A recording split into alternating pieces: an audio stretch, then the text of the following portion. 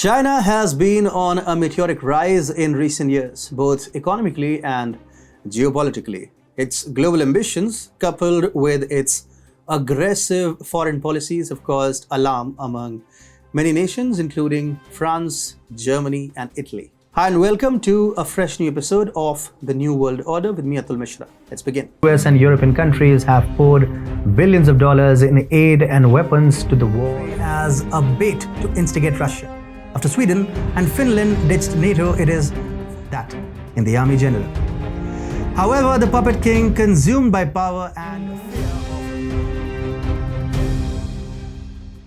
China's economic rise has had a profound impact on the global economy with its rapid growth and development in recent years.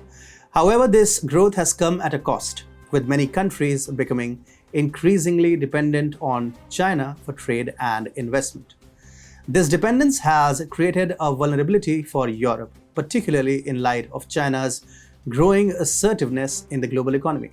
Europe has become increasingly concerned about China's economic influence, particularly in the areas of infrastructure and technology. China's Belt and Road Initiative, which seeks to create a network of infrastructure projects across the globe, has raised concerns about debt traps and political influence. In addition, China's dominance in the technology sector has raised concerns about cybersecurity and intellectual property theft. These vulnerabilities have been highlighted by the COVID-19 pandemic, which has disrupted global supply chains and caused economic uncertainty.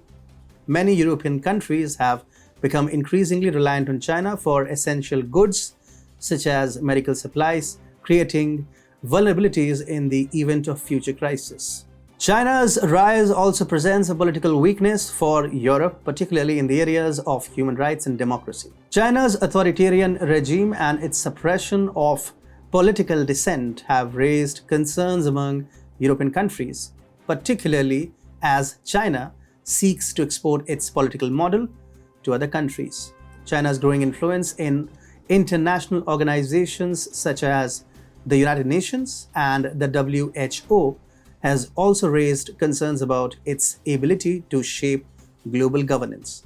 This has created tensions between China and Europe, particularly as China seeks to use its economic leverage to gain political influence.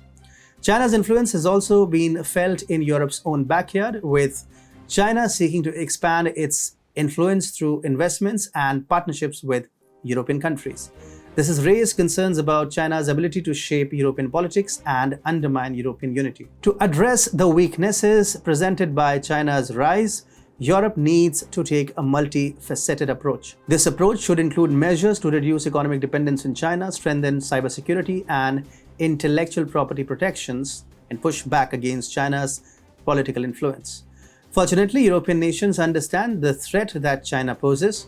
There is emerging a three-head hydra in the form of Berlin, Paris, and Rome to contain the Chinese dragon. Germany has traditionally had a strong economic relationship with China, with many German companies investing heavily in the country.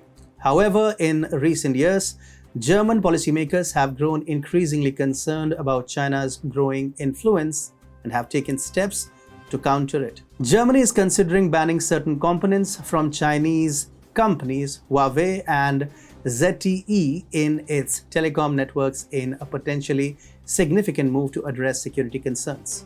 Recently, Germany's Interior Minister Nancy Faeser was quoted as saying that her ministry is examining all Chinese components that are already installed in the country's 5G network. We have to protect our communication networks, Faeser told Bild am Sonntag newspaper, adding that the examination's three priorities were identifying risks, averting dangers, and avoiding dependencies. The German government, which is in the midst of a broader re-evaluation of its relationship with top trade partner China, has been wary of expressly singling out Huawei, even while pursuing legislation enabling it to crack down on the firm. More recently, Germany's foreign minister has warned China not to use military force against Taiwan.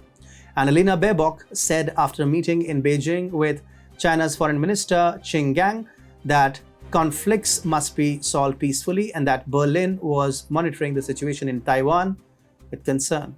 A unilateral, violent change of the status quo would be unacceptable for us, Europeans, she said, according to Reuters. Besides, Germany has also been working to strengthen its alliances with other countries in the region, including Japan and South Korea, to counter China's influence. German Chancellor Olaf Scholz recently said that he will press for a trade agreement between the European Union and Indonesia as part of his country's efforts to reduce its reliance on China for crucial raw materials. Speaking at the opening of the annual Hannover Messe trade fair, Scholz told Indonesian President Joko Widodo that a trade deal between Southeast Asia's most populous nation and the 27-nation bloc would create an economic area with 700 million people. "I'm working to finally get this agreement across the finish line," Scholz said of the negotiations between Jakarta and Brussels, which have been ongoing since 2016. The German leader said he was similarly hopeful about talks between the EU and the Mercosur bloc in South America, Mexico, Australia, Kenya, and India.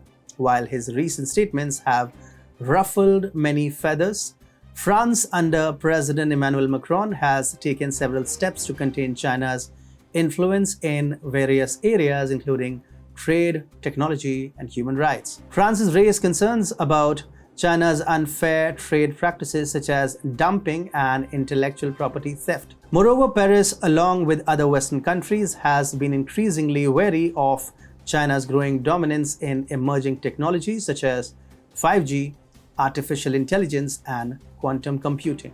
France has implemented stricter controls on foreign investments in critical sectors, including technology, to prevent Chinese companies from gaining access to sensitive technologies. France has also been critical of China's human rights records, particularly in relation to its treatment of Uyghur Muslims in Xinjiang province. Macron has called for greater transparency and accountability from China and has urged other European countries to take a stronger stance on human rights issues.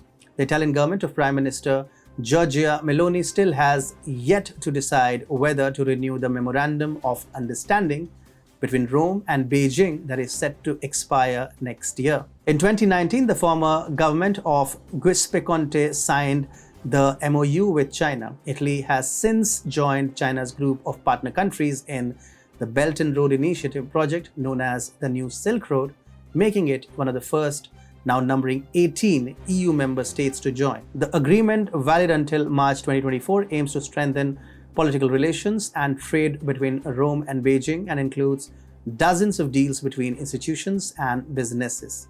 At least 3 months written notice is required to withdraw, while renewal is automatic for another 5 years. The Italian PM has never shown an ounce of hesitation in criticizing China. Before being elected, Meloni was known for being hostile towards China, as she even called Conte's agreement with China a big mistake. "If I had to sign the renewal of that memorandum tomorrow morning, I would hardly see the political conditions," Meloni told the Taiwanese news agency CNA in September, referring to the planned renewal in 2024. "I hope the time will serve Beijing to soften its tone and do something concrete toward respect for democracy, human rights, and international legality," she stressed, sharply criticizing the tensions in Taiwan caused by China. In November 2022, Defense Minister Guido Crosetto, Meloni's longtime right-hand man, said Fratelli d'Italia's position is firm on not renewing the agreement.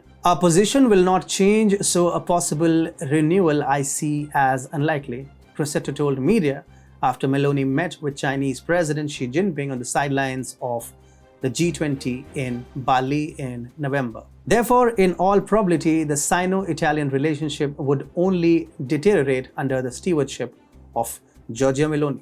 Hence, China's rise presents a vulnerable future for Europe, both economically and politically. Europe needs to take a multifaceted approach to address these vulnerabilities, including reducing economic dependence on China, strengthening cybersecurity and intellectual property protections, and pushing back against China's political influence. These measures will require significant investment and coordination among European countries, but they are necessary to ensure a more secure and prosperous future for Europe.